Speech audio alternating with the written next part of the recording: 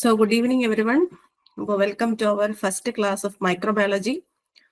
അപ്പോൾ നമുക്കിപ്പോൾ മൈക്രോബയോളജിയുടെ സിലബസ് നോക്കിയിട്ടുണ്ടെങ്കിൽ അറിയാം, ജനറൽ മൈക്രോബയോളജി ആണ് നമ്മുടെ സബ്ജക്റ്റ്. പാർട്ട് 2 സെക്ഷനിലാണ് കിടക്കുന്നത്, ജനറൽ മൈക്രോബയോളജി. അപ്പോൾ ഇന്ന് നമ്മുടെ ഒരു ഫസ്റ്റ് ക്ലാസ് അല്ലെങ്കിൽ ഒരു ഇൻട്രോഡക്ടറി ക്ലാസ് എന്നുള്ള രീതിയിൽ ജസ്റ്റ് നമുക്കൊന്ന് സ്റ്റാർട്ട് ചെയ്ത് വെക്കാം. അപ്പോൾ ഇന്ന് നമ്മൾ ഈ ഒരു മൈക്രോബയോളജിയിൽ നോക്കാൻ പോകുന്നത് മൈക്രോബയോളജി എന്താണ്, അതിനെപ്പറ്റി ഒരു ബ്രീഫ് ഇൻട്രൊഡക്ഷൻ, എന്തൊക്കെയാണ് മൈക്രോ ഓർഗാനിസംസ്, എന്താണ് ഈ മൈക്രോബയോളജി എന്ന് പറയുന്ന ആ ഒരു ബ്രാഞ്ചിന്റെ സ്കോപ്പ് എന്താണ്, പിന്നെ മൈക്രോബയോളജി ലബോറട്ടറിയിലുള്ള നമ്മൾ മെയിൻ ആയിട്ട് നമ്മൾ അറിഞ്ഞിരിക്കേണ്ട കുറച്ച് സേഫ്റ്റി മെത്തേഡ്സ്. അപ്പൊ അത്രയും ടോപ്പിക്സ് നമുക്കിന്ന് ഡിസ്കസ് ചെയ്യാം. അപ്പൊ എല്ലാവർക്കും ഒരു മൈക്രോബയോളജിനെ പറ്റി ഒരു ബ്രീഫ് ഐഡിയ അല്ലെങ്കിൽ ഒരു ബേസിക് ഫൗണ്ടേഷൻ കിട്ടത്തക്ക രീതിയിൽ നമുക്കിന്ന് സ്റ്റാർട്ട് ചെയ്യാം. അപ്പോ മൈക്രോബയോളജി എന്ന് പറയുമ്പോൾ തന്നെ ഓർക്കുക, it is a branch of biology ആണ്. Branch of biology which deals with the study of microorganisms. Basically, microbiology is a study of microorganisms. അതിനൊരു ആപ്റ്റ് ഡെഫിനേഷൻ നമ്മളിപ്പോൾ ഒരു പോസ്റ്റ് ഗ്രാജുവേറ്റ് ലെവൽ എക്സാമിന് പ്രിപ്പയർ ചെയ്യുന്നതുകൊണ്ട് നമ്മളൊരു ബേസിക്കിൽ നിന്ന് എപ്പോഴും ഒരു പടി ഉയർന്നു നിൽക്കുന്ന തരത്തിലായിരിക്കണം നമ്മുടെ പ്രിപ്പറേഷൻ. അപ്പോൾ microbiology is a study of micro organisms എന്ന് പറയുന്നുവെങ്കിലും ഒരു ആപ്റ്റ് ഡെഫിനിഷൻ എന്നുള്ള രീതിയിൽ നമുക്ക് പറയാം, it is the study of living organisms of microscopic size. അപ്പൊ ഓർഗാനിസംസ് എപ്പോഴും രണ്ട് തരത്തിലുണ്ടല്ലോ, മൈക്രോസ്കോപ്പിക്കും മാക്രോസ്കോപ്പിക്കും. മൈക്രോസ്കോപ്പിക് എന്ന് പറയുമ്പോൾ വളരെ മൈന്യൂട്ട് ആയിട്ടുള്ള സൈസ് ആയിരിക്കും, which could be able to see only with the help of microscope. അങ്ങനെയുള്ള ഓർഗാനിസംസ് ആണ് മൈക്രോ ഓർഗാനിസംസ്. അപ്പൊ മാക്രോ ഓർഗാനിസംസ് എന്ന് പറയുമ്പോൾ ലാർജ് ഓർഗാനിസംസ്. അപ്പോൾ ഈ microbiology is fully concentrating on the studies of living organisms of microscopic size. And they include, അത് എന്തൊക്കെയാണ് അടങ്ങിയിരിക്കുന്നതെന്ന് ചോദിച്ചാൽ, ബാക്ടീരിയ ഉണ്ട്, ഫംഗൈ ഉണ്ട്, ആൽഗെ, പ്രോട്ടോസോവ ആൻഡ് വൈറസസ്. അപ്പൊ ഇത്രയും organisms these are living organisms which is having A microscopic size. അതാണ് microbiology. ഇനി മൈക്രോബയോളജിയിൽ നമ്മൾ നോർമലി ഒരു മൈക്രോ ഓർഗാനിസത്തെ കുറിച്ച് പഠിക്കുന്നു എന്ന് പറയുന്നതിന് ഉപരിയായിട്ട് ഈ മൈക്രോബയോളജിയിൽ മൈക്രോ ഓർഗാനിസംസിന്റെ ഒരു ഫോർമേഷൻ, അതിന്റെ ഒരു സ്ട്രക്ചർ, അതിന്റെ റീപ്രൊഡക്ഷൻ എന്ന് പറയുമ്പോൾ ആ ഒരു മൈക്രോ ഓർഗാനിസംസിന്റെ സ്പീഷീസ് കണ്ടിന്യൂ ചെയ്തു പോകാൻ വേണ്ടിയിട്ടുള്ള റീപ്രൊഡക്ഷൻ, അതിന്റെ ഒരു ഫിസിയോളജി, മെറ്റബോളിസം, അതിന്റെ ക്ലാസിഫിക്കേഷൻ, ഇതെല്ലാം ഉൾക്കൊള്ളുന്നതാണ് ഈ ഒരു മൈക്രോബയോളജി. അപ്പൊ normally it is not a, നമ്മൾ വേഗമായിട്ട് പറയുമ്പോൾ നമ്മൾ it is a branch of biology which deals with the study of microbes എന്ന് പറയുമെങ്കിലും ഈ ഒരു മൈക്രോ ഓർഗാനിസംസിന്റെ ഫോം അതിന്റെ ഒരു സ്ട്രക്ചർ, ഫോർ എക്സാമ്പിൾ നമ്മൾ ഇനിയിപ്പോ ബാക്ടീരിയോളജി, വൈറോളജി ഒക്കെ വരുമ്പോൾ നമ്മൾ ഓരോന്നിന്റെയും സ്ട്രക്ചേഴ്സ് പഠിക്കും. അപ്പോൾ ബാക്ടീരിയയ്ക്ക് ഒരു സ്ട്രക്ചർ, ഫംഗസിന് ഒരു സ്ട്രക്ചർ, പ്രോട്ടോസോയ്ക്ക് ഒരു സ്ട്രക്ചർ, വൈറസിന് ഒരു സ്ട്രക്ചർ. അപ്പൊ അങ്ങനെയുള്ള ആ ഒരു സ്ട്രക്ചറും റീപ്രൊഡക്ഷനും ഫിസിയോളജിയും മെറ്റബോളിസം എന്ന് പറയുന്നത് കെമിക്കൽ റിയാക്ഷൻസ്, അതൊക്കെയാണ് metabolism. And the classification of these micro organisms. ഒരു സെല്ലിന്റെ നമ്പർ ഓഫ് സെല്ലിന്റെ ബേസിസിലൊക്കെ മൈക്രോ ഓർഗാനിസത്തിനെ ക്ലാസിഫൈ ചെയ്യും. സിംഗിൾ സെൽഡ് അല്ലെങ്കിൽ unicellular organism, multi cellular organism. പിന്നെ ഒരു ബാക്ടീരിയ ഒക്കെ തന്നെയാണെങ്കിലും അതിന്റെ സെല്ലിന്റെ ഷേപ്പ് അനുസരിച്ച് വീണ്ടും ക്ലാസിഫൈ ചെയ്യും. അങ്ങനെയുള്ള ഡിഫറെന്റ് സബ് ക്ലാസിഫിക്കേഷൻസ് അല്ലെങ്കിൽ സബ് ഡിസിപ്ലിൻസ് വരുന്ന ഒരു ബ്രോഡ് ഏരിയ ഓഫ് ബയോളജിയാണ് ഈ മൈക്രോബയോളജി എന്ന് പറയുന്നത്. അപ്പോൾ ഈ മൈക്രോബയോളജി നമ്മൾ പറഞ്ഞെങ്കിലും ഒരു മെയിനായിട്ട് ഈ മൈക്രോ ഓർഗാനിസംസിൽ മെയിനായിട്ട് ഈ ഒരു ശാസ്ത്രശാഖയിൽ നമ്മൾ എക്സ്പ്ലോർ ചെയ്യുന്നത് ഈ മൈക്രോ ഓർഗാനിസംസിന്റെ ഡിസ്ട്രിബ്യൂഷൻ ഇൻ നേച്ചറിൽ മൈക്രോ ഓർഗാനിസംസിന്റെ ഡിസ്ട്രിബ്യൂഷൻ എങ്ങനെയാണ്. ഫോർ എക്സാമ്പിൾ, എയറിൽ മൈക്രോ ഓർഗാനിസംസ് ഉണ്ട്, വാട്ടറിൽ മൈക്രോ ഓർഗാനിസംസ് ഉണ്ട്, സോയിലിൽ മൈക്രോ ഓർഗാനിസംസ് ഉണ്ട്, ബാക്കി ഓരോ നമ്മുടെ എക്കോസിസ്റ്റത്തിലും എല്ലാം മൈക്രോ ഓർഗാനിസംസ് ഉണ്ട്. അപ്പൊ ആ ഓരോ മൈക്രോ ഓർഗാനിസത്തിനും ആ ഒരു എൻവയൺമെന്റൽ കണ്ടീഷൻ സർവൈവ് ചെയ്യാനുള്ള ഓരോ കേപ്പബിലിറ്റീസും ഉണ്ട്. ഫോർ എക്സാമ്പിൾ, -° ടെമ്പറേച്ചറിലൊക്കെ സർവൈവ് ചെയ്യാൻ പറ്റുന്ന ഓർഗാനിസം ഉണ്ട്. അതുപോലെ തന്നെ ഹൈ ടെമ്പറേച്ചർ ഡെസേർട്ടിൽ സർവൈവ് ചെയ്യാനുള്ള ഓർഗാനിസംസും ഉണ്ട്. അപ്പോൾ ആ ഓർഗാനിസംസിന്റെയൊക്കെ ഡിസ്ട്രിബ്യൂഷൻ അതൊക്കെ നമുക്കിനി സിലബസിൽ ടോപ്പിക്സ് വരുന്ന അനുസരിച്ച് നമുക്ക് ഡിസ്കസ് ചെയ്യാം. പിന്നെ relationship with each other and other living organisms, associations ഒക്കെ, ഈ മൈക്രോബിയൽ അസോസിയേഷൻ ഒക്കെ വരുന്നുണ്ട്. പിന്നെ there effect on human, plants and animals. ഈ മൈക്രോ ഓർഗാനിസംസിൽ ഹ്യൂമൻസിലും ആനിമൽസിലും പ്ലാന്റിലും ഇഫക്റ്റ് ഉണ്ട്. അത് പോസിറ്റീവ് ഇഫക്റ്റ് ആവാം, നെഗറ്റീവ് ഇഫക്റ്റ് ആവാം. പോസിറ്റീവ് ഇഫക്റ്റ് എന്ന് പറയുമ്പോൾ നമുക്ക് പോസിറ്റീവ് ആയിട്ടുള്ള ആപ്ലിക്കേഷൻസിനൊക്കെ വേണ്ടിയിട്ട് ഉപയോഗിക്കുന്നതാണ് ഒരു പോസിറ്റീവ് ഇഫക്റ്റ്. നെഗറ്റീവ് ഇഫക്റ്റ് എന്ന് പറയുമ്പോൾ ഈ മൈക്രോ ഓർഗാനിസംസ് തന്നെയും ഈ ഹ്യൂമൻ ബീങ്സിലും ആനിമൽസിലും പ്ലാന്റ്സിലും ഒക്കെ ഡിസീസ് കോസിംഗ് ആയിട്ടും വരാറുണ്ട്. അപ്പൊ പാത്തജനിക് ഇഫക്റ്റും ഉണ്ട്, ഒരു പോസിറ്റീവ് ഇഫക്റ്റും ഉണ്ട്. അപ്പൊ അതിനെ പറ്റി കൂടെ ഈ ഒരു മൈക്രോബയോളജി എക്സ്പ്ലോർ ചെയ്യുന്നുണ്ട്. പിന്നെ their role in causing physical and chemical changes in the environment. ഒരു മൈക്രോ ഓർഗാനിസംസിന്റെ പ്രസൻസ് കൊണ്ട് ഒരു എൻവയൺമെന്റിൽ ഉണ്ടാവുന്ന ഫിസിക്കൽ കെമിക്കൽ ചേഞ്ചസ്, അതിനെ പറ്റിയും നമ്മൾ സ്റ്റഡി ചെയ്യുന്നുണ്ട്. അത് കൂടാതെ തന്നെ ഈ ഒരു എൻവയൺമെന്റിന്റെ ഫിസിക്കൽ കെമിക്കൽ ഏജൻസ് വരുന്നത് കൊണ്ട് ഈ മൈക്രോ ഓർഗാനിസംസ് എങ്ങനെ റിയാക്ട് ചെയ്യുന്നു ആ ഒരു രീതിയും കൂടെ നമ്മൾ സ്റ്റഡി ചെയ്യുന്നുണ്ട്. അപ്പൊ ഇതെല്ലാം ബേസിക് കാര്യങ്ങളാണ്. ഞാൻ നമ്മുടെ ക്ലാസ് തുടങ്ങുന്നതുകൊണ്ട് പറഞ്ഞതേ ഉള്ളൂ. അപ്പോൾ മൈക്രോബയോളജി എന്ന് പറയുമ്പോൾ ഒരു സിംഗിൾ ടോപ്പിക്കിൽ ഒതുങ്ങിക്കൂടുന്നതല്ല. അപ്പൊ മൈക്രോ ഓർഗാനിസംസിന്റെ ബെനിഫിറ്റും ഹാർംഫുൾ ഇഫക്റ്റും അതിന്റെ ഒരു ഡൈവേഴ്സിറ്റി ഡിസ്ട്രിബ്യൂഷനും മറ്റ് പ്ലാന്റ്സ് ആനിമൽസ് ഒക്കെ ആയിട്ടുള്ള അസോസിയേഷനും ഒരു എല്ലാം അടങ്ങിയിരിക്കുന്ന ഒരു ബ്രാഞ്ചാണ് മൈക്രോബയോളജി. ഇനി നമ്മൾ നേരത്തെ പറഞ്ഞു ഈ ബെനിഫിഷ്യൽ മൈക്രോ ഓർഗാനിസംസും ഉണ്ട്, ഹാർംഫുൾ മൈക്രോ ഓർഗാനിസംസും ഉണ്ട്. അപ്പൊ നമ്മളിപ്പം ഈ ഹെൽത്ത് ഡിപ്പാർട്ട്മെന്റിലേക്ക് അല്ലെങ്കിൽ ഹെൽത്ത് സർവീസസിലേക്കാണ് നമ്മൾ ഈ എക്സാം എഴുതുന്നത്. അപ്പോൾ നമുക്ക് ഈ ബെനിഫിഷ്യറി ആയിട്ടുള്ള കുറച്ച് ഓർഗാനിസംസും ഉണ്ട്, അതുപോലെ തന്നെ ഹാർംഫുൾ ആയിട്ടുള്ള ഓർഗാനിസംസും ഉണ്ട്. അപ്പൊ ഈ ഹാർംഫുൾ ആയിട്ടുള്ള ഓർഗാനിസംസിന്റെ നമ്പർ കൂടുക അല്ലെങ്കിൽ ഇൻഫെക്ഷൻ റേറ്റ് കൂടുമ്പോഴാണ് നമുക്ക് ഇൻഫെക്ഷൻസും ഡിസീസും ഒക്കെ വരുന്നത്. അപ്പം ഈ ഹെൽത്ത് സർവീസസ് ഡിപ്പാർട്ട്മെന്റിലേക്ക് ആയതുകൊണ്ട് തന്നെ ഒരു പാത്തജനിക് മൈക്രോ ഓർഗാനിസംസിനെ ആയിരിക്കും നമ്മൾ കൂടുതലായിട്ടും ഡീൽ ചെയ്യുന്നത്. അപ്പോൾ ഈ മൈക്രോ ഓർഗാനിസംസ് തന്നെ ഹ്യൂമൻ ഹെൽത്തും വെൽഫെയറും ഒക്കെ ഒരു മെയിൻ റോൾ വഹിക്കുന്നുണ്ടെങ്കിലും ഈ മൈക്രോ ഓർഗാനിസംസിനെ തന്നെ രണ്ട് രീതിയിൽ നമുക്ക് ക്ലാസിഫൈ ചെയ്യാം. ബെനിഫിഷ്യറി ഓർഗാനിസംസ് അല്ലെങ്കിൽ ബെനിഫിഷ്യൽ മൈക്രോ ഓർഗാനിസംസ് എന്നും ഹാർംഫുൾ മൈക്രോ ഓർഗാനിസംസ് എന്നും. ഈ ബെനിഫിഷ്യൽ മൈക്രോ ഓർഗാനിസംസ് എന്ന് പറയുമ്പോൾ നമുക്ക് ഇൻഡസ്ട്രിയൽ പ്രൊഡക്ഷൻ, ഒരു യോഗേർട്ട് മിൽക്ക് കൺവേർട്ട് ചെയ്ത് യോഗേർട്ട് ആവുമ്പോൾ ഉള്ള ലാക്ടോബാസിലസ് ബാക്ടീരിയ ഒക്കെ ഒരു ബെനിഫിഷ്യലി ഒരു ഓർഗാനിസം ആണ്. ചീസിന്റെ പ്രൊഡക്ഷൻ അല്ലെങ്കിൽ വൈനിന്റെ പ്രൊഡക്ഷൻ, ആന്റിബയോട്ടിക് ആയിട്ടുള്ള പെൻസിലിന്റെ പ്രൊഡക്ഷൻ, ആൽക്കഹോളിന്റെ പ്രൊഡക്ഷൻ ഒക്കെ ബെനിഫിഷ്യൽ എഫക്റ്റ് ആണ് മൈക്രോ ഓർഗാനിസംസിൽ നിന്ന് കിട്ടുന്നത്. അതുപോലെ തന്നെ വേസ്റ്റിന്റെ പ്രോസസ്സിംഗ്, അതായത് ഡൊമസ്റ്റിക് വേസ്റ്റും ഇൻഡസ്ട്രിയൽ വേസ്റ്റും. ഡൊമസ്റ്റിക് വേസ്റ്റ് എന്ന് പറയുമ്പോൾ നമ്മുടെ ഹൗസ് ഹോൾഡ് വേസ്റ്റ്, നമ്മുടെ ഡൊമസ്റ്റിക് ആക്ടിവിറ്റീസിൽ നിന്നുള്ള വേസ്റ്റ് ആണ് ഡൊമസ്റ്റിക് വേസ്റ്റ്. ഇൻഡസ്ട്രിയൽ വേസ്റ്റ് എന്ന് പറയുമ്പോൾ ഒരു ഇൻഡസ്ട്രിയിൽ നിന്ന് എല്യൂട്ട് ചെയ്യപ്പെടുന്ന വേസ്റ്റ്. അത് പലതരം ഇൻഡസ്ട്രീസ് ഉണ്ട്. ഇപ്പൊ alcohol production industry, wine production industry, cheese, yoghurt, പിന്നെ പെട്രോ കെമിക്കൽ ഇൻഡസ്ട്രി. അപ്പൊ അതിൽ നിന്നെല്ലാം തന്നെ ഓരോ ടൈപ്പ് വേസ്റ്റ് ആണ് വരുന്നത്. അപ്പോൾ ഈ വേസ്റ്റ് വാട്ടറിനെയൊക്കെ ട്രീറ്റ് ചെയ്യാൻ വേണ്ടിയിട്ടും മൈക്രോ ഓർഗാനിസംസ് യൂസ് ചെയ്യും. അതൊക്കെ രണ്ടും ഒരു ബെനിഫിഷ്യറി ആക്ടിവിറ്റിയാണ് മൈക്രോ ഓർഗാനിസത്തിന്റെ. ഇനി ഹാർംഫുൾ ഓർഗാനിസംസ്, അവർക്കുള്ള ഒരു പ്രത്യേകത എന്ന് പറയുന്നത് they are pathogenic, disease causing എന്ന് പറയുമ്പോൾ ദേ ആർ പാത്തജനിക് ഓർഗാനിസംസ് ആണ്. And they cause diseases cause ചെയ്യും, നമ്മുടെ ഫുഡ് ഐറ്റംസ് ഒക്കെ സ്പോയിൽ ചെയ്യും. പിന്നെ അത് കൂടാതെ തന്നെ iron pipes, glass lenses, wood pilings ഒക്കെ ഡിറ്റീരിയറേറ്റ് ചെയ്യും. മൈക്രോ ഓർഗാനിസംസ് ഒക്കെ വന്ന് ഈ ഒരു ഇൻഡസ്ട്രിയൽ പ്രൊഡക്ഷൻ, ഒരു ഇൻഡസ്ട്രിയൽ മൈക്രോബയോളജി സെക്ടർ ഒക്കെ വരുമ്പോൾ നമുക്ക് ആ മൈക്രോ ഓർഗാനിസംസ്, ഡിറ്റീരിയറേറ്റ് ചെയ്യുന്ന മൈക്രോ ഓർഗാനിസംസിനെ പറ്റി പറയും. അപ്പൊ മൈക്രോ ഓർഗാനിസംസ് ഞാൻ ഒന്നും കൂടി പറയാം.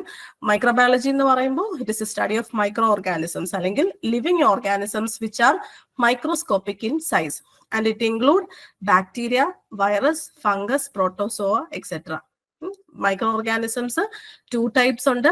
ബെനിഫിഷ്യറി മൈക്രോ ഓർഗാനിസംസും ഉണ്ട്, ഹാർംഫുൾ മൈക്രോ ഓർഗാനിസംസും ഉണ്ട്. അപ്പോൾ ഈ ചിലപ്പോൾ ഒരു ക്വസ്റ്റ്യൻ വരും, ഇങ്ങനെ ഒരു ദ പ്രൊഡക്ഷൻ ഓഫ് യോഗർട്ട് അല്ലെങ്കിൽ ചീസ്, ഇത് ഈസ് ബെനിഫിഷ്യൽ അല്ലെങ്കിൽ ഹാർംഫുൾ. ഏത് കാറ്റഗറി ഓഫ് മൈക്രോ ഓർഗാനിസംസ് ആണ് ഇൻവോൾവ് ചെയ്യുന്നത്. അപ്പോൾ ബെനിഫിഷ്യറി ആക്ടിവിറ്റീസ് നമുക്ക് ഒരു ഈൽഡ് കിട്ടുന്നത്, അതായത് നമുക്കൊരു ഫുഡ് ആയാലും നമ്മുടെ മെഡിക്കൽ സെക്ടറിലായാലും ഒക്കെ തന്നെ നമുക്കൊരു ഹ്യൂമൻ ബീങ്ങിന് ഒരു ഈൽഡ് കിട്ടുന്നതെല്ലാം മൈക്രോ ഓർഗാനിസംസിന്റെ ബെനിഫിഷ്യറി ആപ്ലിക്കേഷൻ ആണ് വരുന്നത്. നമുക്ക് ഡിസീസ് കോസ് ചെയ്യുന്നത്, ഫുഡ് ഐറ്റംസ് സ്പോയിൽ ആവുന്നത്, അല്ലെങ്കിൽ എന്തെങ്കിലുമൊക്കെ ഡിറ്റീറിയേഷൻ, ഡീക്കേയിങ് ഒക്കെ വരുന്നത് എല്ലാം മൈക്രോ ഓർഗാനിസംസിന്റെ ഒരു ഹാർംഫുൾ ഇഫക്റ്റ് കൊണ്ടാണ്.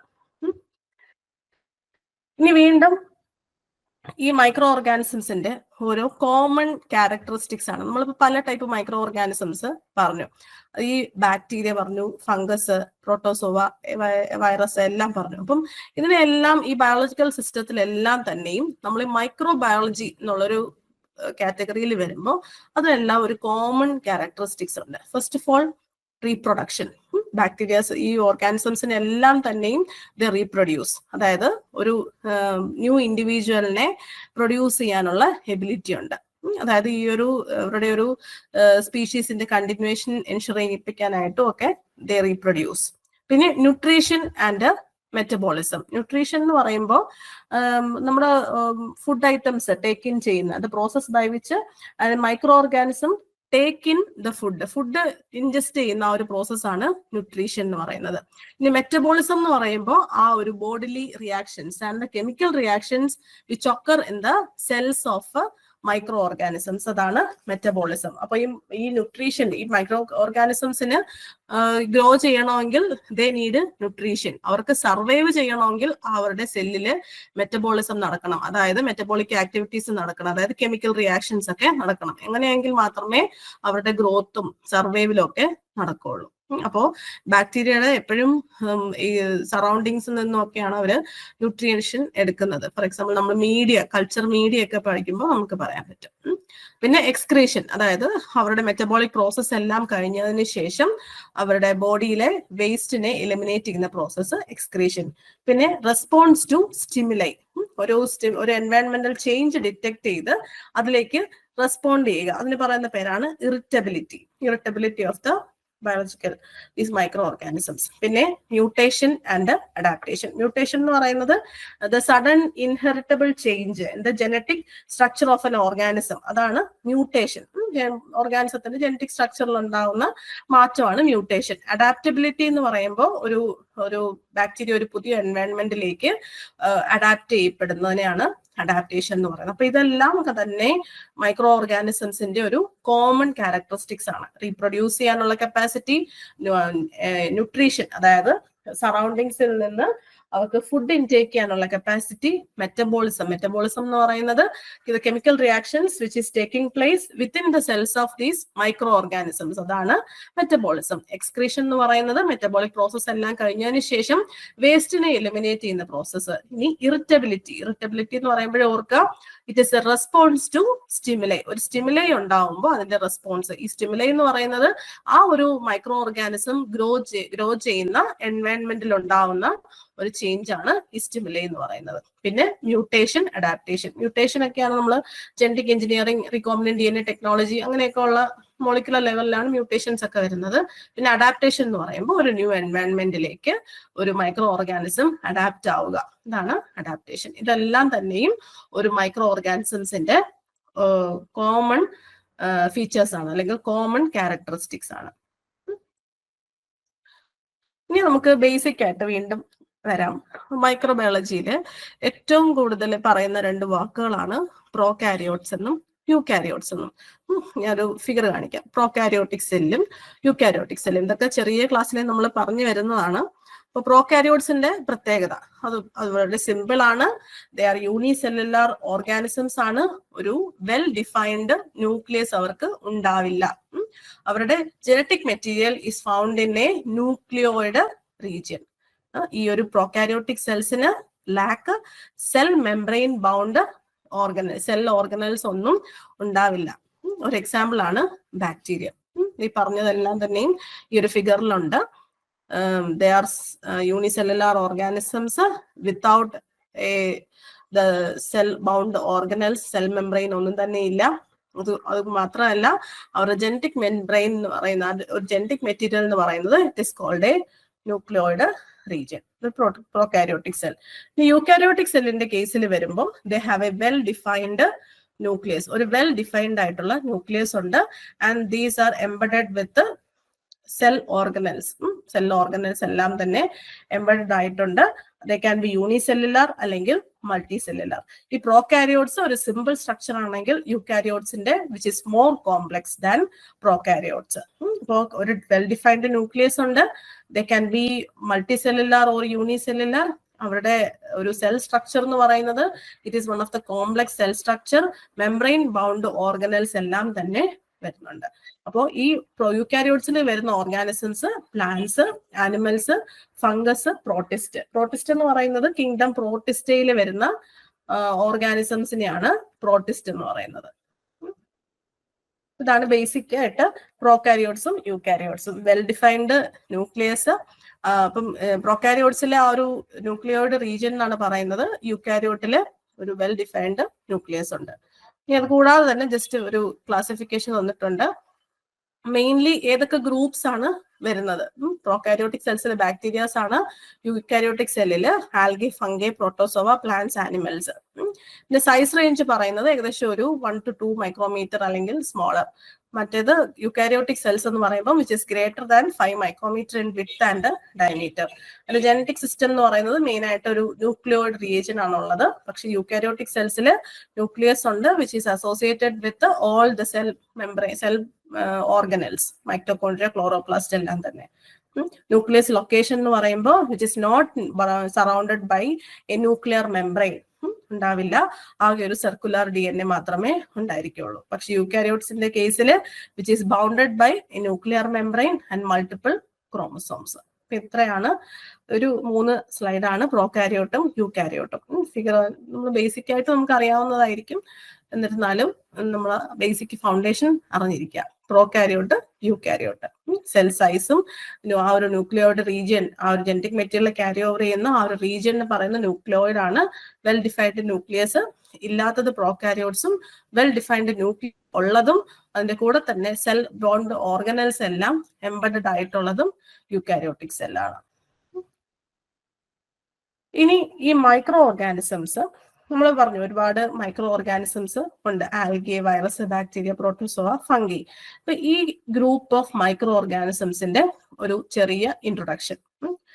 ആൽഗെ, ഫസ്റ്റ് തന്നെ ആൽഗയാണ്. They are very simple organism, unicellular organisms ആണ്. They are found unicellular organisms, different types of algae ഉണ്ട്. നമ്മൾ blue green algae ഒക്കെയാണ് one of the important algae. Most of the algae are photosynthetic. Photosynthetic ആണ് മിക്ക ആൽഗേസും. അതായത് അവരുടെ chlorophyll is present, pigment chlorophyll is present in them. പക്ഷെ ചില ആൽഗേസ് എന്ന് പറയുന്നത് അവർക്ക് ഫോട്ടോസിന്തറ്റിക് അല്ല. They do not have a chlorophyll. അപ്പൊ ജസ്റ്റ് ഒരു പറഞ്ഞതേ ഉള്ളൂ. ആൽഗെ എന്ന് പറയുന്നത് സിമ്പിൾ ഓർഗാനിസംസ് ആണ്, യൂണിസെല്ലുലാർ ആണ്. ബ്ലൂ ഗ്രീൻ ആൽഗെ ഇപ്പൊ പറഞ്ഞിരിക്കുന്ന തന്നെ ലാർജ് ബ്രൗൺ കെൽപ്പ് ആൽഗെ. ഈ ബ്രൗൺ കെൽപ്പ് ആൽഗെ എന്ന് പറയുമ്പോൾ അതൊരു ബ്രൗൺ ആൽഗെ ആണ്. അതിന് ബ്രൗൺ കളർ കൊടുക്കുന്നത് ഫ്യൂക്കോസാന്തിൻ എന്നൊരു പിഗ്മെന്റ് ആണ്. ഫ്യൂക്കോസാന്തിൻ, അതുകൊണ്ടാണ് അതിനെ ബ്രൗൺ ആൽഗെ അല്ലെങ്കിൽ ലാർജ് ബ്രൗൺ കെൽപ്പ് എന്ന് പറയുന്നത്. ഈ ആൽഗേസ് കൂടുതലും ഉപയോഗിക്കുന്നത് ഫുഡിന്റെ ആയിട്ട്, ഫുഡ് പാർട്ടിക്കിൾസ് ആയിട്ട് ഉപയോഗിക്കും, ഫെർട്ടിലൈസേഴ്സ് ആയിട്ട്, ബയോ ഫെർട്ടിലൈസേഴ്സ് ആയിട്ട് യൂസ് ചെയ്യും. അതുകൂടാതെ തന്നെ ബയോ ഫ്യൂവലിന്റെ പ്രൊഡക്ഷന് വേണ്ടിയിട്ടൊക്കെ യൂസ് ചെയ്യുന്ന one of the micro organisms ആണ് ആൽഗെ എന്ന് പറയുന്നത്. ഇനി അടുത്ത വൈറസ്. വൈറസ് എന്ന് പറയുമ്പോൾ they are the small non cellular parasite or pathogens of plants, animals and bacteria. അതൊരു ഈ വൈറസ് ഒരിക്കലും outside the cell it is not alive, it is not living. ഒരു എലൈവ് നോൺ ലിവിങ് ആയിരിക്കും outside the cell. And when it comes inside the cell it will become active. അതുകൊണ്ടാണ് വൈറസിന് പറയുന്ന പേരാണ് obligate intracellular parasite. Viruses R obligate intracellular parasite. അതായത് ഈ viruses can grow only in living cells. They are the smallest non-cellular parasite which is considered as the obligate intracellular parasite. നമ്മൾ bacteriophage എന്നൊരു വാക്ക് കേട്ടിട്ടുണ്ട്. Bacteriophage എന്ന് പറയുമ്പോൾ the virus which attacks bacteria. ഇതാണ് bacteriophage. അപ്പോൾ outside the cell അവർക്ക് life ഇല്ല, പക്ഷെ when it comes inside the cell and infect the cell and they become live and active. അപ്പോൾ വൈറസസിനെ പറ്റി ഒരു വേർഡ് ഓർക്കുക, the obligate intracellular parasites. Which of the following is an obligate intracellular parasite. ചില പല organisms തന്നിരിക്കും, പ്രോട്ടോസോയൻസോ അല്ലെങ്കിൽ പ്രോട്ടോസോയുടെ പേരോ അല്ലെങ്കിൽ എന്തെങ്കിലും വൈറസസിന്റെ പേരോ ഒക്കെ തന്നിരിക്കും. അപ്പൊ അങ്ങനെ ഒബ്ലിഗേറ്റ് ഇൻട്രാസെല്ലുലാർ പാരസൈറ്റ്. ഒബ്ലിഗേറ്റ് എന്ന് പറയുമ്പോൾ when it get an opportunity inside the cell, it becomes a parasite that is attacking that living cell. അപ്പോ ഈ ഒരു ഹോസ്റ്റ് സെല്ലിലാണ് അതിന്റെ ലൈഫും റീപ്രൊഡക്ഷനും എല്ലാം തന്നെ നടക്കുന്നത്. ഇപ്പോൾ വൈറസസ് എന്ന് പറയുന്നത് they are the small non cellular parasite and they can infect plants, animals and bacteria as well as other protist. അപ്പോൾ ഒരു ബാക്ടീരിയനെ ഇൻഫെക്ട് ചെയ്യുന്ന വൈറസിനെ പറയുന്ന പേരാണ് ബാക്ടീരിയോഫേജ്. അപ്പോൾ വൈറസസ് ലിവിങ് സെൽസിന് മാത്രം കൾട്ടിവേറ്റ് ചെയ്യാൻ പറ്റുന്ന ഒരു മൈക്രോ ഓർഗാനിസം ആണ് വൈറസ്. ഈ ഒരു വേർഡ് ഓർത്ത് വയ്ക്കുക, ഒബ്ലിഗേറ്റ് ഇൻട്രാസെല്ലുലാർ പാരസൈറ്റ് ആണ് വൈറസ്. ഇനി ബാക്ടീരിയ ആണ് നമുക്ക് ഏറ്റവും കൂടുതൽ നമുക്ക് പഠിക്കാനുള്ളത്. ഇപ്പൊ ഈ നമ്മുടെ ഒരു ഇൻട്രൊഡക്ടറി ഒരു സ്റ്റേജിൽ തന്നെയും ബാക്ടീരിയൽ സെൽസിനെയൊക്കെ നമ്മൾ ഡീറ്റെയിൽ ആയിട്ട് ഇനി പഠിക്കുന്നുണ്ട്. അപ്പം ജസ്റ്റ് ഒരു ഇൻട്രൊഡക്ഷൻ പറഞ്ഞു പോകാം. ബാക്ടീരിയ എന്ന് പറയുന്നത് നമ്മുടെ പ്രോകാരിയോട്ടിക് ഓർഗാനിസം ആണ്, യൂണിസെല്ലുലാർ ആണ്. ബാക്ടീരിയസിന്റെ സെൽസിന്റെ ഷേപ്പ് ഒക്കെ അനുസരിച്ച് പല പേരുകളും ക്ലാസിഫിക്കേഷൻസും ഒക്കെ വരുന്നുണ്ട്. ഓക്സിജൻ യൂട്ടിലൈസ് ചെയ്യുന്ന അനുസരിച്ച് അല്ലെങ്കിൽ അവരുടെ മെറ്റബോളിസം ഒക്കെ അനുസരിച്ച് വീണ്ടും ബാക്ടീരിയയുടെ ഒരുപാട് ക്ലാസിഫിക്കേഷൻസ് വരുന്നുണ്ട്. പക്ഷെ നമുക്ക് മെയിൻ ആയിട്ട് ഓർത്തിരിക്കുക, ഈ ബാക്ടീരിയാസ് എന്ന് പറയുന്നത് യൂണിസെല്ലുലാർ ഓർഗാനിസം, പ്രോകാരിയോട്സ് ആണ്, and they reproduce by binary fission. Binary fission എന്ന് പറയുമ്പോൾ ഒരു എസെക്ഷൽ റീപ്രൊഡക്ഷൻ ആണ് ബൈനറി ഫിഷൻ. അതായത് ഒരു പേരന്റ് നിന്നും 2 ഡോട്ടേഴ്സ് പ്രൊഡ്യൂസ് ചെയ്യുന്ന ആ ഒരു ടൈപ്പ് ഓഫ് റീപ്രൊഡക്ഷൻ ആണ് ഈ ബൈനറി ഫിഷൻ എന്ന് പറയുന്നത്. ഒരു പേരന്റ് സെല്ലിൽ നിന്ന് 2 ഡോട്ടർ സെൽസ് പ്രൊഡ്യൂസ് ചെയ്യുന്ന സെക്ഷൽ റീപ്രൊഡക്ഷനിൽ കൂടെയാണ് ബാക്ടീരിയയുടെ റീപ്രൊഡക്ഷൻ മെയിൻലി നടക്കുന്നത്. ഇനി പ്രോട്ടോസോവ എന്ന് പറയുമ്പോൾ they are unicellular eukaryotic organisms ആണ്. ആ പ്രോട്ടോസോവ എന്ന് പറയുന്നത് ഒരുപാട് വലിയ റോളൊന്നും ഇല്ലെങ്കിലും നമുക്ക് ഇൻഫെക്ഷൻസ് ഒക്കെ ഉണ്ടാക്കാൻ വേണ്ടിയിട്ട് മെയിൻ ആയിട്ട് വരുന്നതാണ് പ്രോട്ടോസോവ. ഒരു എക്സാമ്പിൾ ആണ് അമീബിയാസിസ്, അതായത് എൻഡമീബ ഹിസ്റ്റോൾട്ടിക്ക ഒക്കെ വന്നിട്ട് നമുക്ക് അമീബിയാസിസ് അങ്ങനെയുള്ള അമീബിക് ഡിസെൻട്രി അങ്ങനെയുള്ള രോഗങ്ങളൊക്കെ വരും. അവർക്ക് വലിയ ഒരു റോളോ ഒന്നുമില്ല, പക്ഷെ ഇങ്ങനെയുള്ള ഇൻഫെക്ഷൻസ് കോസ് ചെയ്യാനായിട്ട് ഈ പ്രോട്ടോസോവൻസിന് പറ്റും. പിന്നെ ഫംഗസ് എന്ന് പറയുന്നത് മൾട്ടി സെല്ലുലാർ ആണ്. ഒരു സിംഗിൾ സെല്ലുലാർ മുതൽ മൾട്ടി സെല്ലുലാർ വരെ വേരി ചെയ്യുന്ന ടൈപ്പ് ഓഫ് യൂക്കാരിയോട്ടിക് ഓർഗാനിസംസ് ആണ് ഫംഗസ് എന്ന് പറയുന്നത്. ഈ ഫംഗസിന് ക്ലോറോഫിൽ ഇല്ല. ഇപ്പൊ നമ്മൾ നേരത്തെ പറഞ്ഞു ആൽഗേസിൽ most of the algaes contain chlorophyll. ഒരു 2-3 സ്പീഷീസിൽ മാത്രമേ ഉള്ളൂ ക്ലോറോഫിൽ ഇല്ലാത്ത ആൽഗെ. പക്ഷെ ഫംഗസിന്റെ സ്പീഷീസ് ഒന്നും തന്നെയും ക്ലോറോഫിൽ ഇല്ല, ആ ഒരു പിഗ്മെന്റ് ഇല്ല.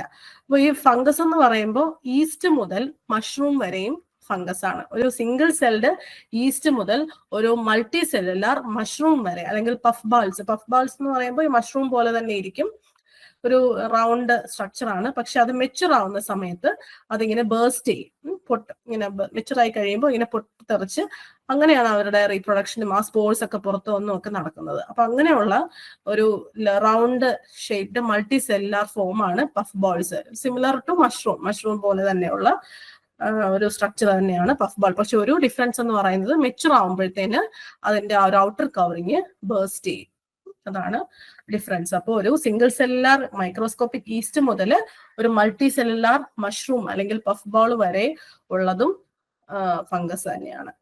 ഈ ഫംഗസ് മെയിൻലി മോൾഡ്, നമ്മൾ ഫുഡ് മൈക്രോബയോളജിയിലൊക്കെ ബ്രെഡ് മോൾഡ് പറയും. പിന്നെ മിൽഡ്യൂ ഡിസീസ് ഒക്കെ പറയുമ്പോൾ മിൽഡ്യൂ എന്ന് പറയുമ്പോൾ ഒരു പഫി നേച്ചർ അല്ലെങ്കിൽ ഒരു പൗഡറി നേച്ചർ, ഒരു ഡസ്റ്റി നേച്ചർ ഒക്കെ കൊടുക്കാൻ പറ്റുന്ന ഫംഗസ് മിൽഡ്യൂസ്. പിന്നെ ഈസ്റ്റ്, പിന്നെ പ്ലാന്റ് പാത്തജൻസ് സച്ചസ് റസ്റ്റ് എന്ന് പറയുന്ന പ്ലാന്റ് പാത്തജൻസ്, റസ്റ്റി ടെക്സ്ചർ ഒക്കെ ആയിട്ട് ആ ഒരു പ്ലാന്റിനെ സ്പോയിൽ ചെയ്യുന്ന ടൈപ്പ് ഫംഗസുകളും ഉണ്ട്. പിന്നെ ഈ ഫംഗസും ഫംഗൽ ബോഡിയും മൈസീലിയം ഒക്കെ ചേരുന്ന ആ ഒരു collectively known as mycelium. Figure ഉണ്ട്, കാണിച്ചു തരാം. ഒരു ഫിലമെന്റും ഒരു മാസ് ഓഫ് സെൽസും ഒക്കെ ചേർന്നിരിക്കുന്ന ഒരു ഇതാണ് മൈസീലിയം എന്ന് പറയുന്നത്. ഇതാണ് ഒരു fungus from yeast to mould. ഇതാണ് ഫംഗൽ മൈസീലിയം എന്ന് പറയുന്നത്. പിന്നെ protozoa, different protozoa, paramecium, euglena, amoeba, giardia, trypanosoma, plasmodium, stentor, toxoplasma. ഇതെല്ലാം പ്രോട്ടോസോവൻസ് ആണ്. ഇത് ആൽഗേസ് ആണ്. ഇത്രയാണ് ഒരു ജനറൽ മൈക്രോബയോളജിയുടെ വളരെ ബേസിക് ആയിട്ടുള്ള ഒരു ഇൻഫർമേഷൻ.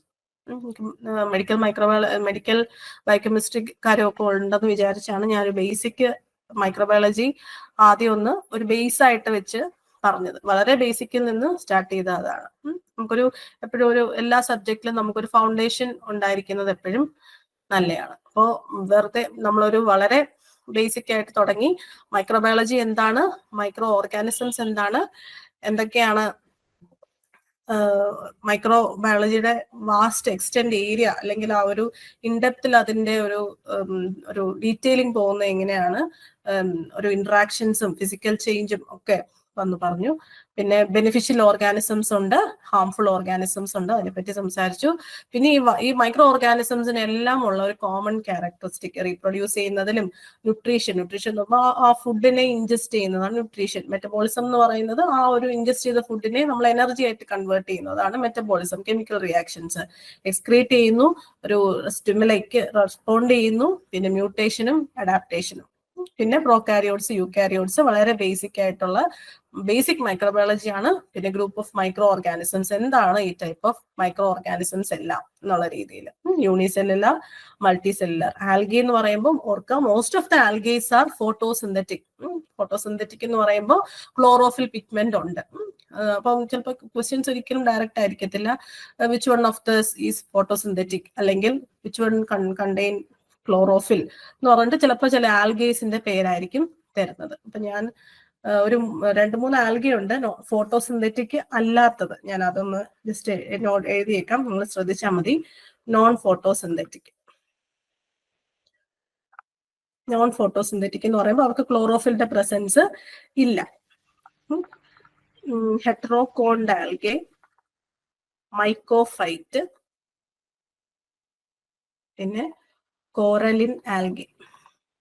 ഈ 3 ആൽഗേസ് ആണ് നോൺ ഫോട്ടോസിന്തറ്റിക് എന്ന് പറയുന്നത്. ബാക്കി മോസ്റ്റ് ഓഫ് ദ ആൽഗേസും ഫോട്ടോസിന്തറ്റിക് ആണ്. ഫോട്ടോസിന്തറ്റിക് എന്ന് പറയുമ്പോൾ ക്ലോറോഫിലുണ്ട് and they prepare their own food materials. ഈ നോൺ ഫോട്ടോസിന്തറ്റിക് ആൽഗയുടെ പ്രത്യേകത, അവരവരുടെ സർവൈവലിന് വേണ്ടിയിട്ട് ഓർഗാനിക് മാറ്ററിലേക്ക് എടുക്കുന്നത് സറൗണ്ടിങ്ങിൽ നിന്നുള്ള ന്യൂട്രിയൻസിനെയാണ് അവർ ഡിപ്പെൻഡ് ചെയ്യുന്നത്. ബട്ട് ക്ലോറോഫിൽ ഉള്ളത് കൊണ്ട് they can prepare their own food by photosynthesis. Heterokont algae, mycophyte, coralline algae, ഈ 3 ആൽഗേസ് ആണ് നോൺ ഫോട്ടോസിന്തറ്റിക് ആൽഗേസിന് എക്സാമ്പിൾ. ബാക്കി നമുക്ക് അറിയാവുന്ന ആൽഗേസ്, ഇപ്പൊ ഈ ലാർജ് ബ്രൗൺ കെൽപ്പായാലും ബ്ലൂ ഗ്രീൻ ആൽഗെ അങ്ങനെയൊക്കെയുള്ള എല്ലാം തന്നെയും ഫോട്ടോസിന്തറ്റിക് ആണ്. ഇതൊന്ന് ഓർത്ത് വയ്ക്കുക, നോൺ ഫോട്ടോസിന്തറ്റിക് ആയിട്ടുള്ള ആൽഗെ. ഇനി ഡിഫറൻസിയേഷൻ ചോദിക്കും, ഈ ആൽഗെ ഫോട്ടോസിന്തറ്റിക് ആണ്, പക്ഷേ ഫോട്ടോസിന്തറ്റിക് അല്ലാത്ത ഏതാണെന്നുള്ളത്. ഇപ്പൊ ഫംഗസ് ആണ് ഫോട്ടോസിന്തറ്റിക് അല്ലാത്തത്. എന്തുകൊണ്ടാന്ന് വെച്ച് കഴിഞ്ഞാൽ ആ ഫംഗസിൽ ക്ലോറോഫിൽ എന്നുള്ള പിഗ്മെന്റ് ഇല്ല. അങ്ങനെയുള്ള ബേസിക് ആയിട്ട് ഉള്ള കാര്യങ്ങൾ. പിന്നെ which one of these considered as obligate intracellular parasite. ഒന്നുകിൽ വൈറസസിന്റെ പേര് തരാം, അല്ലെങ്കിൽ നോർമലി ജനറലൈസ് ചെയ്ത് വൈറസ്, ആൽഗെ, പ്രോട്ടോസോ അങ്ങനെ ഉള്ള രീതിയിൽ. Obligate intracellular parasite. ഒബ്ലിഗേറ്റ് എന്ന് പറയുമ്പോൾ സാഹചര്യം കിട്ടുമ്പോൾ, when it get an opportunity, it will infest the external cell. ആ ഒരു ഹോസ്റ്റ് സെല്ലിനെ ഇൻഫെസ്റ്റ് ചെയ്ത് അവരിലേക്ക് ഇൻഫെക്ട് ചെയ്യുന്നു. ഇതാണ് obligate intracellular, within the cell infect ചെയ്യുന്നു പാരസൈറ്റ്. പാരസൈറ്റ് എന്ന് പറയുമ്പോഴേ ഓർക്കുക, dependent of the other cell അല്ലെങ്കിൽ ഹോസ്റ്റ് സെല്ലിനെ ഡിപ്പെൻഡ് ചെയ്യുന്നു for food and shelter. Full completely depend ചെയ്ത് ജീവിക്കുന്ന ഓർഗാനിസംസിനെയാണ് നമ്മൾ പാരസൈറ്റ് എന്ന് പറയുന്നത്. അപ്പോൾ വൈറസ് എന്ന് പറയുന്നത് ഡിപ്പെൻഡ് ചെയ്യുന്നത് ബാക്ടീരിയാസിനെ ഡിപ്പെൻഡ് ചെയ്യാം, ഒന്നുകിൽ പ്ലാന്റ്സിനെ ഡിപ്പെൻഡ് ചെയ്യാം, ആനിമൽസിനെ, ഹ്യൂമൻ ബീങ്സിനെയൊക്കെ ഡിപ്പെൻഡ് ചെയ്യാം. അപ്പൊ അപ്പോഴാണ് നമുക്ക് വൈറൽ ഇൻഫെക്ഷൻസ് ഒക്കെ വരുന്നത്. വൈറസ് നമ്മുടെ ഉള്ളിൽ വന്ന് അവര് ഒരു ഡെവലപ്മെന്റ് ചെയ്ത് അവർ നമ്മളെ ഇൻഫെക്ട് ചെയ്യിക്കുന്നു. അപ്പൊ ബാക്ടീരിയനെ ഇൻഫെക്ട് ചെയ്യുന്ന വൈറസിന് പറയുന്ന പേരാണ് ഈ ബാക്ടീരിയോഫേജ് എന്നുള്ളത്.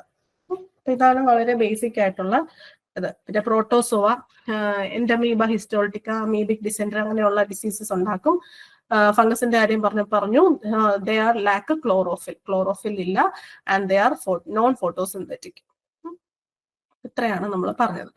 ഇനി നേരെ വരുന്നത് scope of microbiology. Scope of microbiology ഇപ്പം പറയുമ്പോൾ എങ്ങനെയാണ് ഒരു ഹ്യൂമൻ സൊസൈറ്റി, നമ്മളിപ്പോൾ ഒരു നോർമലി ഒരു ബയോളജി അല്ലെങ്കിൽ സുവോളജി, ബോട്ടണി എന്നുള്ളതിൽ നിന്നും വീണ്ടും അത് ലോപിച്ച് കുറച്ചും കൂടി ഡിഫൈൻഡ് ആയി, കുറച്ചും കൂടി സ്പെസിഫിക് ആയി മൈക്രോബയോളജി എന്നുള്ളൊരു കൺസെപ്റ്റിലേക്ക് എത്തി.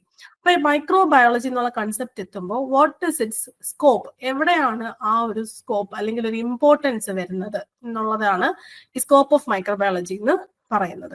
ഇപ്പോൾ അതില് മെയിൻ ആയിട്ട് കുറച്ച് സബ് ഡിസിപ്ലിൻസ് വരുന്നുണ്ട്. ഈ സബ് ഡിസിപ്ലിൻസ് ആണ് ഈ മൈക്രോബയോളജിയുടെ ഇമ്പോർട്ടൻസിനെ നിർണ്ണയിക്കുന്നത്. അപ്പോൾ സബ് ഡിസിപ്ലിൻസ് ആണ് നിങ്ങളിപ്പോ തന്നെ മെഡിക്കൽ മൈക്രോബയോളജി അങ്ങനെയൊക്കെ ഉള്ള സബ് ഡിവിഷൻസ് ഉണ്ടല്ലോ. അപ്പൊ അത് ആ ഒരു സ്കോപ്പ് തന്നെയാണ് മൈക്രോബയോളജിയിലെ മെഡിക്കൽ രംഗത്തുള്ള ആ ഒരു സ്കോപ്പ് അല്ലെങ്കിൽ ഒരു ഇമ്പോർട്ടൻസ് ആണ് ആ കാണിക്കുന്നത്. ഇതിലും ഡിഫറെന്റ് സബ് ഡിസിപ്ലിൻസ് ഉണ്ട്. അഗ്രികൾച്ചർ അല്ലെങ്കിൽ സോയിൽ മൈക്രോബയോളജി. അഗ്രികൾച്ചർ അല്ലെങ്കിൽ സോയിൽ മൈക്രോബയോളജി എന്ന് പറയുമ്പോൾ soil micro organisms, soil micro Flora, അതിനെയൊക്കെ നമ്മൾ ഐസൊലേറ്റ് ചെയ്യുക, അതിന്റെ ഡൈവേഴ്സിറ്റിയെ പറ്റി പഠിക്കുക, അങ്ങനെയുള്ളതാണ് അഗ്രികൾച്ചർ മൈക്രോബയോളജി അല്ലെങ്കിൽ സോയിൽ മൈക്രോബയോളജി. അക്വാട്ടിക് മൈക്രോബയോളജി എന്ന് പറയുമ്പോൾ microbial processes in water and waste water, micro organisms which R present in water. അത് കൂടാതെ തന്നെ വേസ്റ്റ് വാട്ടറിലൊക്കെ ഈ മൈക്രോ ഓർഗാനിസംസിനെ ഉപയോഗിച്ച് ട്രീറ്റ്മെന്റ് നടത്തുക. നമ്മൾ വേസ്റ്റ് വാട്ടർ ട്രീറ്റ്മെന്റ് ഒക്കെ പഠിക്കും. Primary treatment, secondary treatment, tertiary treatment എന്നൊക്കെ 3 സ്റ്റേജിലാണ് ഈ ട്രീറ്റ്മെന്റ് നടക്കുന്നത്. അപ്പൊ ഈ സെക്കൻഡറി ട്രീറ്റ്മെന്റ് സമയത്താണ് നമ്മൾ മൈക്രോ ഓർഗാനിസംസിനെയൊക്കെ ഉപയോഗിച്ച് ട്രീറ്റ് ചെയ്യുന്നത്. അപ്പൊ അവിടെയാണ് ആ ഒരു മൈക്രോബയോളജിയുടെ ഇമ്പോർട്ടൻസ് വരുന്നത്. എയറോബിക് മൈക്രോ ഓർഗാനിസംസിനെയും അനൈറോബിക് മൈക്രോ ഓർഗാനിസംസിനെയും ഉപയോഗിച്ചിട്ടാണ് ട്രീറ്റ്മെന്റ്സ് നടത്തുന്നത്. എയറോബിക് മൈക്രോ ഓർഗാനിസം എന്ന് പറയുമ്പോൾ എയറിന്റെ പ്രസൻസ് അല്ലെങ്കിൽ ഓക്സിജന്റെ പ്രസൻസിൽ സർവൈവ് ചെയ്യുന്ന ഓർഗാനിസംസ് ആണ് aerobic organisms.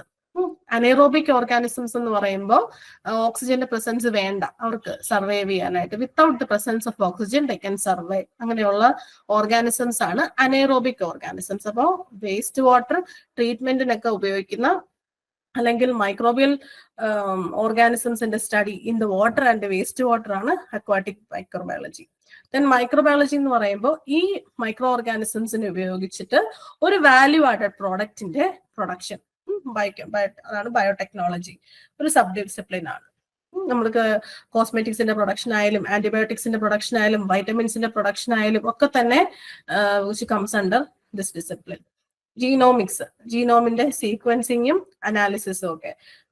Next one immunology. Immunology എന്ന് പറയുമ്പോൾ ഒരു ഇമ്മ്യൂണോളജി നമ്മുടെ ഒരു ബോഡിയുടെ defence mechanism, defence towards A illness, അല്ലെങ്കിൽ ഒരു നമ്മൾ ഇമ്മ്യൂണോളജി എന്ന് പറയുമ്പോൾ ഓർക്ക് ഒരു ആന്റിജനും ആന്റിബോഡിയും. ആന്റിജൻ എന്ന് പറയുമ്പോൾ നമ്മുടെ അറ്റാക്ക് ചെയ്യുന്ന ഇത്, ആന്റിബോഡി എന്ന് പറയുമ്പോൾ നമ്മുടെ ബോഡി ഡെവലപ്പ് ചെയ്യുന്ന ആ ഇമ്മ്യൂണിറ്റി. അപ്പൊ ആ ഒരു ആന്റിജൻ ആന്റിബോഡി ഇന്ററാക്ഷൻ ഒക്കെ പഠിക്കുന്ന ആ ഒരു ബ്രാഞ്ച് ഓഫ് ബയോളജി അല്ലെങ്കിൽ മൈക്രോബയോളജിയാണ് ഇമ്മ്യൂണോളജി എന്ന് പറയുന്നത്.